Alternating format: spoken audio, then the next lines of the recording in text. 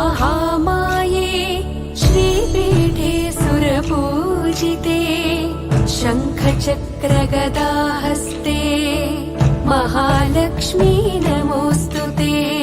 नमस्ते गरुडारूढे कोलासुरभयङ्करी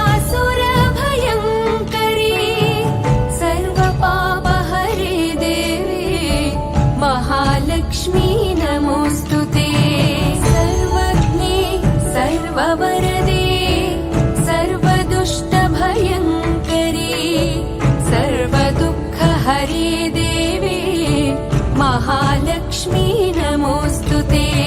सिद्धिबुद्धिप्रदे देवी भुक्तिमुक्तिप्रदायिनी मन्त्रमूर्ते सदा देवी महालक्ष्मी नमोऽस्तुते।